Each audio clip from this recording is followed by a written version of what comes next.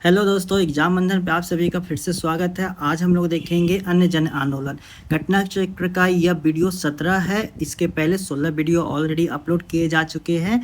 प्राचीन भारत का इतिहास और मध्यकालीन भारत के इतिहास के साथ साथ आधुनिक भारत के इतिहास के 3 वीडियो ऑलरेडी अपलोड हो चुके हैं, तो उसे भी आप जरूर देखिए। और आज हम लोग स्टार्ट करेंगे अन्य जन आंदोलन, जो कि 1857 के आंदोलन के क्रांति के बाद का यह वीडियो है। चलिए स्टार्ट करते हैं। पहला प्रश्न देखते हैं, नील विद्रोह किसके बारे में था। नील विद्रोह किसके बारे में था। तो इसका सही उत्तर हो जाएगा, रैयत नील की खेती नहीं करना चाह रहे थे, पर उनसे एक अमान्य मूल्य पर जबरदस्ती करवाई जा रही थी। ऑप्शन सी इसका सही उत्तर हो जाएगा। रैयत यानी कि किसान जो थे, किसी एरिया में नील की खेती नहीं करना चाह रहे थे। और कौन से एरिया में नहीं करना चाह रहे थे, तो बंगाल के एरिया में नहीं करना चाह रहे थे। और उन्हें अमान्य मूल्य पे, मतलब कि जो भी रेट था ना, उससे काफ़ी कम मूल्य दिया जाता था उन लोगों को। इसी कारण से नील विद्रोह हुआ था। एक्सप्लेनेशन को देख लेते हैं। नील विद्रोह की शुरुआत बंगाल के नदिया जिले में गोविंदपुर गांव से हुई। एक नील उत्पादक के 2 भूतपूर्व कर्मचारी दिगंबर विश्वास और विष्णु विश्वास, नाम याद रखिएगा, दिगंबर विश्वास और विष्णु विश्वास का संबंध नील विद्रोह से है, ठीक है, के नेतृत्व में वहाँ के किसान एकजुट हुए तथा उन्होंने नील की खेती बंद कर दी। ठीक, यह नील आंदोलन के इतिहास में अपनी मांगों के लेकर किए गए आंदोलन में सर्वाधिक व्यापक और जुझारू विद्रोह था। बंगाल के नील विद्रोह शोषण के विरुद्ध किसानों की सीधी लड़ाई थी। बंगाल के काश्तकार जो अपने खेतों में चावल की खेती करना चाहते थे, उन्हें यूरोपीय नील बागान मालिक नील की खेती करने के लिए मजबूर करते थे। नील की खेती से इनकार करने वाले किसानों को नील बागान मालिकों के दमन चक्र का सामना करना पड़ता था। कुल मिला के यही है कि नील का विद्रोह जो हुआ था ना 1855-60 के अराउंड में हुआ था नील विद्रोह, ठीक है, नदिया जिला में हुआ था, ठीक है, पश्चिम बंगाल के। उसमें 2 व्यक्ति का नाम आता है, दिगंबर विश्वास और विष्णु विश्वास। इन्होंने ये लोग चूँकि अन्य किसानों के साथ मिलके नील की खेती का विद्रोह किए, क्योंकि वो नील की खेती नहीं करना चाह रहे थे। आगे देखते हैं। मार्च 1859 में बंगाल की हजारों रैयत ने नील की खेती करने से इनकार कर दिया। जैसे जैसे विद्रोह फैला, रैयतों ने बागान मालिकों को लगान चुकाने से भी इनकार कर दिया। 1860 ईस्वी तक नील आंदोलन नदिया, पाबना, खुलना, ढाका, मालदा, दीनाजपुर आदि क्षेत्रों में फैल गया। किसान की एकजुटता के कारण से बंगाल में 1860 ईस्वी तक लगभग सभी नील कारखाने बंद हो गए। ठीक, बंगाल के बुद्धिजीवी वर्गों ने अखबारों में अपने लेखों द्वारा तथा जनसभाओं के माध्यम से इस विद्रोह के प्रति अपने समर्थन व्यक्त किया। इसमें हिंदू पैट्रियट के संपादक हरीश चंद्र मुखर्जी की विशेष भूमिका रही। नील बागान मालिकों के अत्याचारों का खुला चित्रण दिग्बंधु मित्र ने अपने नाटक नील दर्पण में किया है। ये जितने भी एक्सप्लेनेशन में बात लिखी गई है, सारे के सारे प्रश्न बनते हैं, ठीक है। तो इसे आप जरूर अच्छा से ध्यान से पढ़ेंगे, कैसी कैसी घटनाएं आगे बढ़ी थी। 1859 में क्या हुआ था, 1860 में क्या हुआ था, दिनबंधु मित्र कौन सा नाटक जो है नील दर्पण, उसमें किन के बारे में चित्रण किया है, तो नील की खेती करने वाले किसानों के दुर्दशा पे चित्रण किया है। तो ये सभी प्रश्न बनते हैं, इसे बहुत ध्यान से देखेंगे। और देखिए, बीपीएससी का जो मेंस हुआ था, मुझे याद है 69th मेंस हुआ था, शायद 69 या 68 हुआ था, 68, हाँ 68 मेंस में यह नील विद्रोह के बारे में आपको शॉर्ट में आंसर दे दिया था। तो ऐसा नहीं समझिए कि ये केवल ऑब्जेक्टिव है। अगर आपको इतना भी पता रहेगा कि नील विद्रोह शुरुआत कहाँ हुआ था, किस ईयर में हुआ था और कारण क्या था, तो उसके बारे में आप आराम से शॉर्ट आंसर लिख सकते हैं, जो कि 8 नंबर या 7 नंबर के प्रश्न होते हैं। तो इसे इग्नोर करके नहीं चलेंगे। आप जो भी ऑब्जेक्टिव रहेंगे उसको भी सब्जेक्टिव टाइप से ही पढ़ेंगे तो ज़्यादा फायदा करेगा, विशेषकर इतिहास सब्जेक्ट को। चलिए अगला प्रश्न देखते हैं। निम्नलिखित में से कौन नील विद्रोह के नेता थे। अभी हम लोगों ने देखा दिगंबर विश्वास और विष्णु चरण विश्वास, ये 2 व्यक्ति थे, ऑप्शन बी, ठीक। तीसरा प्रश्न देखते हैं। प्रसिद्ध नाटक नील दर्पण, जिसमें इंडिगो की खेती के लिए किसानों का दमन का चित्रण किया गया था, की रचना किसने की। दीनबंधु मित्र द्वारा किया गया था, ऑप्शन डी इसका सही उत्तर हो जाएगा। चौथा नंबर प्रश्न देखिए। नील कृषकों की दुर्दशा पर लिखी गई पुस्तक नील दर्पण के लेखक कौन थे। दिग्बंधु मित्र, ऑप्शन बी इसका सही उत्तर हो जाएगा। देखिए, अब जो एक्सप्लेनेशन दिया हुआ था उसी से अभी प्रश्न बनाए गए हैं। 5वां नंबर प्रश्न देखिए, बंगाल और बिहार के नील कृषकों की दशा का वर्णन करते हुए नील दर्पण नाटक किसके द्वारा लिखा गया था? ऑप्शन सी दिग्बंधु मित्र के द्वारा लिखा गया था। चलिए 6ठा नंबर प्रश्न है, बंकिम चंद्र चटर्जी के उपन्यास आनंद मठ में किस विद्रोह का उल्लेख है? इसका सही उत्तर हो जाएगा ऑप्शन ए सन्यासी विद्रोह। ठीक, चलिए इसका देखते हैं एक्सप्लेनेशन। बंकिम चंद्र चटर्जी की कृति आनंद मठ के कथानक सन्यासी विद्रोह पर आधारित है। वंदे मातरम गीत सन्यासी विद्रोह की पृष्ठभूमि पर रचित आनंद मठ नामक पुस्तक से प्रकाशित है। ठीक है, बंकिम चंद्र चटर्जी जैसे भी जानते हैं बंकिम चंद्र चटर्जी कौन थे, तो इन्होंने ही वंदे मातरम को लिखा था। ठीक, बंकिम चंद्र चट्टोपाध्याय या चटर्जी के आनंद मठ में किस विद्रोह का उल्लेख है? सन्यासी विद्रोह का उल्लेख है। बंकिम चंद्र चटर्जी के आनंद मठ में किस विद्रोह का उल्लेख है? देखिए एक ही प्रश्न को पूछा गया, टीआरई में भी पूछा जा रहा है, फिर उसके बाद 67 बीपीएससी में भी पूछा गया था। सन्यासी विद्रोह, इसको ध्यान रखेंगे। महाराष्ट्र में रामोसी कृषक जत्था किसने स्थापित किया था? सही उत्तर हो जाएगा वासुदेव बलवंत फड़के। ऑप्शन सी इसका सही उत्तर हो जाएगा वासुदेव बलवंत फड़के। महाराष्ट्र में रामोसी विद्रोह के कृषक जत्था को स्थापित किए थे। प्रारंभिक क्रांतिकारियों ने अग्रगण्य वासुदेव बलवंत फड़के 1845 से 1883 ईस्वी ने बम्बई प्रेसिडेंसी में रामोसी जनजाति के लोगों को संगठित करके प्रशिक्षित लड़ाकू बल में परिवर्तित किया। इन्हें आजीवन निर्वासन की सजा दी गई तथा 1883 ईस्वी में आमरण अनशन से इनकी मृत्यु का कारण है ना आमरण अनशन, और कुछ लोग बोलता है ना कि इनकी मृत्यु का कारण टीबी था। तो 1883 में इनकी मृत्यु हो गई थी बलवंत फड़के का, और उन्हीं का नाम जुड़ता है रामोसी कृषक से। रामोसी विद्रोह का सही रूप में से किस भौगोलिक इलाके में हुआ था? तो पश्चिम भारत में हुआ था। महाराष्ट्र कहाँ आता है? पश्चिम भारत। एक्चुअली पश्चिम भारत नहीं, यहाँ पे ऑप्शन चौथा देखेंगे पश्चिमी घाट, तो महाराष्ट्र के पश्चिमी घाट में हुआ था। ठीक है, इसे पश्चिमी घाट ही आंसर करेंगे, पश्चिमी भारत नहीं। ऑप्शन डी इसका सही उत्तर हो जाएगा। पश्चिमी घाट में रहने वाले रामोसी जनजाति के लोगों ने 1822 ईस्वी में अपने नेता सरदार चित्तूर सिंह के नेतृत्व में रामोसी विद्रोह किया। रामोसियों ने सतारा के आसपास के क्षेत्रों को लूटा और किले पर आक्रमण कर दिया। 1825-26 ईस्वी में भयंकर अकाल तथा अन्न भाव के कारण इन्होंने उमाजी नाइक के नेतृत्व में पुनः विद्रोह किया। ठीक है, यहाँ पे देखिए रामोसी कृषक जत्था के स्थापित किसने किया था? तो ये बलवंत फड़के। लेकिन रामोसी विद्रोह की बात किया जाएगा तो रामोसी विद्रोह जो सरदार चित्तूर सिंह के नेतृत्व में रामोसी विद्रोह हुआ था, कब हुआ था? तो यह 1822 ईस्वी में हुआ था। बघेरा विद्रोह कहाँ हुआ था? बघेरा बड़ौदा में हुआ था। बघेरा विद्रोह 1818 ईस्वी में अंग्रेजी सरकार के विरुद्ध किया गया था। बघेरा विद्रोह बड़ौदा में हुआ था। ठीक है, बस बघेरा बसे बड़ौदा।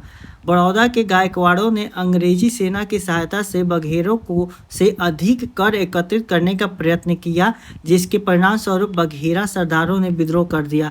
इन्होंने 1818-19 ईस्वी के मध्य ब्रिटिश क्षेत्रों पर भी आक्रमण किया। यह विद्रोह 1820 ईस्वी के आसपास समाप्त हो गया था।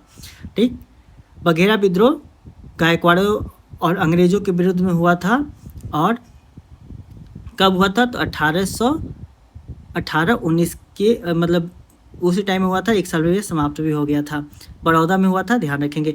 पागलपंथ का स्थापना किसने की थी? पागलपंथ की स्थापना करम शाह के द्वारा किया गया था। ऑप्शन बी इसका सही उत्तर हो जाएगा। पागलपंथ अर्थात पागलपंथ एक अर्ध धार्मिक संप्रदाय था जिसकी शुरुआत करीम शाह द्वारा की गई थी। वस्तुतः गारो जनजाति से संबंधित विद्रोह था। पागलपंथी विद्रोह बंगाल के शेरपुर और मयमनसिंह के क्षेत्र, ठीक है, वर्तमान में बांग्लादेश में स्थित है यह, के मुख्य रूप से विस्तृत था। शाह के पुत्र और उत्तराधिकारी टीपू धार्मिक तथा राजनीतिक उद्देश्यों से प्रेरित था। उसने जमींदारों द्वारा मुजारों पर किए गए अत्याचारों के विरुद्ध में आंदोलन किया। 1825 ईस्वी में टीटू ने शेरपुर पर अधिकार कर लिया और राजा बन बैठा। वह इतना शक्तिशाली हो गया कि स्वतंत्र सत्ता का प्रयोग करने लगा और प्रशासन चलाने के लिए एक न्यायाधीश, एक मजिस्ट्रेट और एक कलेक्टर नियुक्त किया। ठीक है।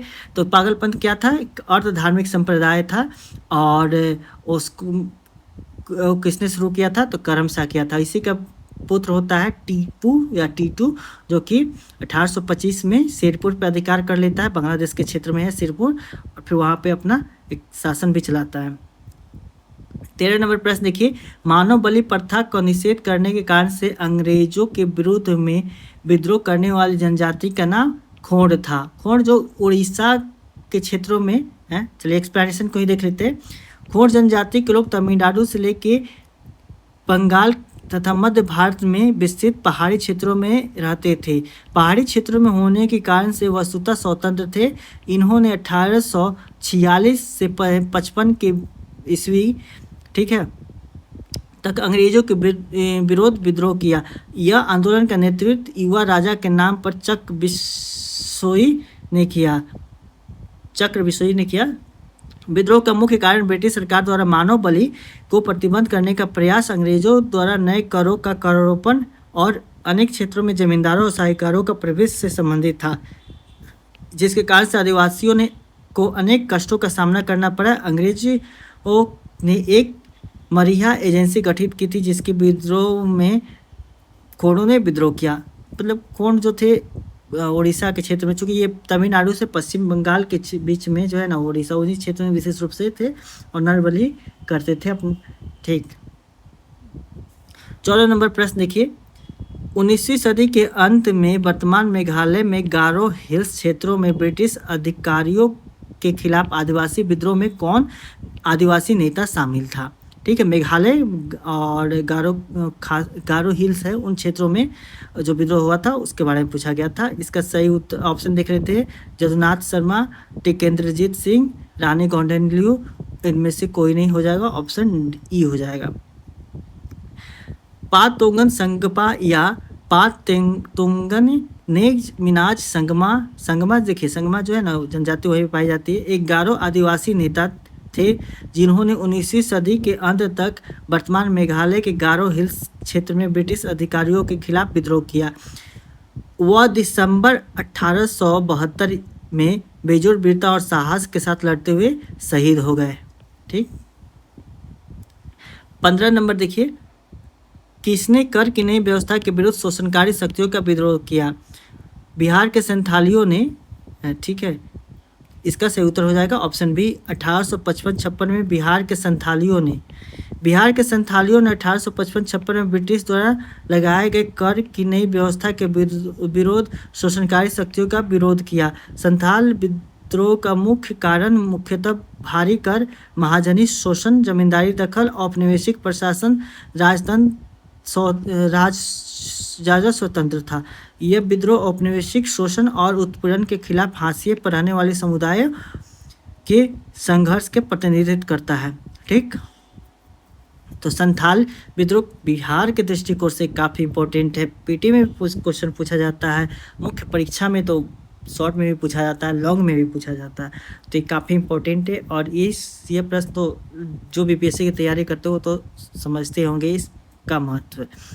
1831 में बुद्धो भगत के नेतृत्व में कोल विद्रोह किन क्षेत्रों में हुआ था? कोल विद्रोह किन क्षेत्रों में हुआ था? सही उत्तर हो जाएगा ऑप्शन बी, यानी कि सिंहभूम। सिंहभूम पश्चिम बंगाल में है और कोल विद्रोह का उन्हें उसी क्षेत्र में हुआ था। 1831 में बुद्धो भगत के नेतृत्व में कोल विद्रोह छोटा नागपुर क्षेत्र, सिंहभूम, पलामू, हजारीबाग तथा मानभूम क्षेत्रों में हुआ था। ठीक है, पश्चिम बंगाल नहीं, एक्चुअली ये झारखंड में पड़ता है। ठीक। यह विद्रोह का स्वरूप आर्थिक और राजनीतिक था। इस विद्रोह के पनपने का सर्वप्रमुख कारण इन क्षेत्रों में जमींदारों द्वारा भू कर को अत्यधिक बढ़ाया जाना था। 1832 ईस्वी में बुद्धो भगत की मृत्यु के उपरांत इस विद्रोह का संचालन गंगा नारायण के द्वारा 1832 ईस्वी से 1833 ईस्वी तक किया गया था। तो 1831 में किसने किया था? बुद्धो भगत किए थे। कौन सा विद्रोह किए थे? तो कोल विद्रोह किया था। कहाँ पे किए थे? तो छोटा नागपुर क्षेत्रों में किए थे, जिसमें सीपुर, पलामू, हजारीबाग, मानभूम के क्षेत्र थे। ठीक है, कारण क्या था? तो कारण वही था, आर्थिक शोषण, सामाजिक की जो था, सामाजिक परिवर्तन किया जा रहा था। तो मेन रूप से यही आर्थिक शोषण ही था विद्रोह का।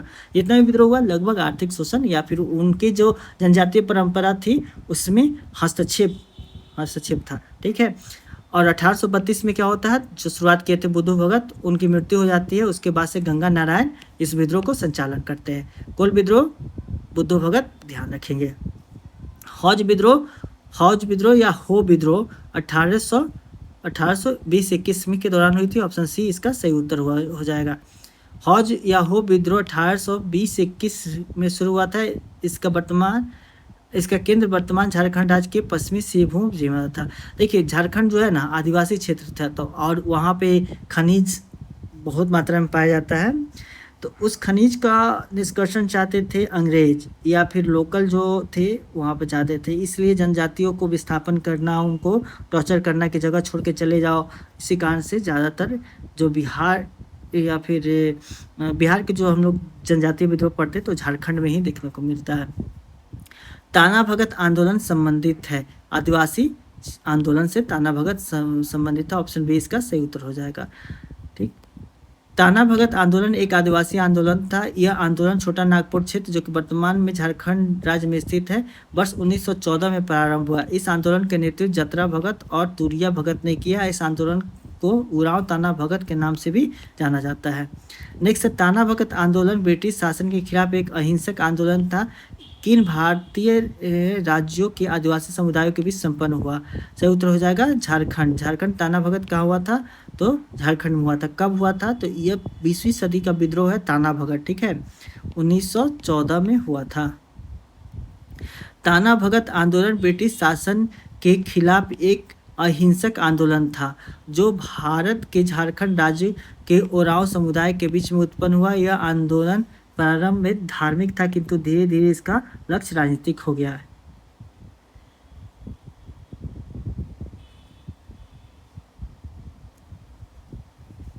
बीस नंबर प्रश्न देखते हैं, निम्नलिखित में से कौन सी घटना सबसे पहले घटित हुई थी? ठीक है, संथाल विद्रोह। संथाल विद्रोह कब हुआ था? 1855-56 में। बिरसा मुंडा विद्रोह, बिरसा मुंडा 1900 के आसपास हुआ था, 1900 ही मानिए। ताना भगत अभी देखे 1914। तो सबसे पहले ताना भगत बोल रहे हैं। संथाल विद्रोह 1855-56। ठीक, बिरसा मुंडा 1899, 1900 और 1914 में प्रारंभ हुआ था ताना भगत। ठीक, कुका आंदोलन को किसने संगठित किया था? सही उत्तर हो जाएगा गुरु राम सिंह। ऑप्शन सी सही हो जाएगा। कुका आंदोलन बहावी आंदोलन से बहुत मिलता जुलता, दोनों धार्मिक आंदोलन के रूप में आरंभ हुए, किंतु बाद में यह राजनीतिक आंदोलन के रूप में परिवर्तित हो गए, जिसका सामान्य उद्देश्य अंग्रेजों को देश से बाहर निकालना था। पश्चिमी पंजाब में कुका आंदोलन की शुरुआत 1840 के दशक में भगत जवाहर मल द्वारा की गई थी, जिसमें मुख्यतः सियान साहब के नाम से पुकारा जाता था, जिसका उद्देश्य सिख धर्म में प्रचलित बुराइयों और अंधविश्वासों को दूर कर इस धर्म को शुद्ध करना था। किंतु बाद में यह राजनीतिक आंदोलन के रूप में परिवर्तित हो गया, जिसका नेतृत्व राम सिंह ने किया। 1872 में इस आंदोलन का नेता राम सिंह को रंगून निर्वासित कर दिया गया। मुंगई यानी म्यांमार में इनका मौत 1885 में, जिस साल कांग्रेस की स्थापना हुई थी, में हो गई। ठीक, तो कुका आंदोलन समझ गए, गुरु राम सिंह शुरू किए थे, पंजाब में था और ये धार्मिक आंदोलन था 1840 के दशक में। ठीक है, ये उसकी उस टाइम में भी इस चर्चा में रहता है। 1872 में इसके नेता जो राम सिंह थे, उनको म्यांमार भेज दिया जाता है। पंजाब में कुका आंदोलन के प्रारंभिक उद्देश्य क्या था? सिख धर्म को परिष्कृत करना, यानी धर्म में जो बुराइयां थी उसको दूर करने की अंधविश्वास था। यहाँ पे देखिए, प्रचलित बुराइयां और अंधविश्वास को दूर करने और धर्म को शुद्ध करना यानी परिष्कृत करना मुख्य उद्देश्य था। ऑप्शन ए सही उत्तर हो जाएगा। नेक्स्ट, 1921 का मोपला आंदोलन की जो शाखा थी किससे संबंधित थी? तो खिलाफत आंदोलन से संबंधित थी। मोपला विद्रोह कहाँ पे हुआ था? केरल में हुआ था। केरलम, KERLAM, केरलम अब नाम हो गया, तो केरलम था। और 1921 में यह किसकी शाखा थी? खिलाफत आंदोलन। कंफ्यूज हो जाता है, 1920 में आंदोलन भी हुआ था असहयोग आंदोलन, तो उससे भी हो जाता है, लेकिन असहयोग तो दिया हुआ ही नहीं है। खिलाफत आंदोलन ही आंसर होगा, ऑप्शन ए सही हो जाएगा। केरल प्रांत के मलाबार में मोपला काश्तकारों का आंदोलन मुख्यतः लगान के बेदखली को लेकर था। जमींदार जब चाहते तो उन्हें भूमि से बेदखल कर देते और जब चाहते मनमाना लगान हो सकते। खिलाफत आंदोलन भी अपनी जड़ें जमाता जा रहा था। हालात ये हो गए कि खिलाफत आंदोलन एवं काश्तकारों की बैठक में फर्क करना मुश्किल हो गया। इस तरह दोनों आंदोलन एक दूसरे में समा गए। 1921 का मोपला विद्रोह केरलम में हुआ था। ऑप्शन सी सही उत्तर हो जाएगा। 1921 का मोपला विद्रोह कहाँ हुआ था? तो इसका सही उत्तर हो जाएगा केरलम। तेभागा आंदोलन 1946 में बंगाल में हुआ था। तो इसका सही उत्तर हो जाएगा किसान सभा के नेतृत्व में तेभागा आंदोलन हुआ था। तेभागा आंदोलन 1946-47 में बंगाल का प्रसिद्ध किसान आंदोलन था, जिसके तहत किसानों ने क्लाउड कमीशन की सिफारिश के अनुरूप लगान की दर 1/3 करने का संघर्ष किया। बंगीय प्रादेशिक किसान सभा बिपकेश के नेतृत्व में लड़ा गया यह आंदोलन जोतकारों और के विरुद्ध बटाईदारों का आंदोलन था। ठीक, तो तेभागा आंदोलन क्या था? 1/3। ठीक है, फ्लाउड कमीशन जो था, फ्लाउड कमीशन की सिफारिश की किसानों को 1/3 लगान का दर निर्धारित किया गया था, जिसके कारण से बंगाल के किसान जो है तेभागा आंदोलन, बंगाल के किसान ने इसके विरोध में आंदोलन किया था। 1940 के दशक के दौरान बंगाल में तेभागा आंदोलन की मांग की। ठीक, फसल की 1/3 हिस्सा बटाईदारों को दिया जाएगा। 1/3 तेभागा यानी 3 भागा, जो ऑप्शन सी इसका सही उत्तर हो जाएगा। 1940 के दशक में तेभागा आंदोलन बंगाल में प्रारंभ हुआ। उस समय किसानों को आधा हिस्सा बटाईदारों को देना पड़ता था, जबकि किसानों ने फसल का केवल 1/3 हिस्सा देने के लिए तेभागा आंदोलन चलाया। चलिए, तो ये हो गया हमारा अन्य आंदोलन जो था उससे संबंधित हुआ वीडियो था। इससे प्रश्न बनाए जाते हैं, सभी एग्जाम में आप प्रश्न देखेंगे, तो इसलिए इसको एक बार और देख लें और जो जो बीपीएससी में पूछा गया प्रश्न इसको ध्यान में रखें। डेट के साथ याद करेंगे तो ज़्यादा सही रहेगा। मिलते हैं अगला वीडियो 18 जल्द ही आपको देखने को मिलेगा, जिसमें हम लोग आधुनिक भारत में शिक्षा का विकास, जो ये भी मेंस के दृष्टिकोण से इम्पोर्टेंट टॉपिक है। पीटी तो है ही, मेंस के लिए भी प्रश्न बनाए जाते हैं, तो इसे भी ध्यान रखें। चलिए मिलते हैं अगले वीडियो में जल्द ही। धन्यवाद।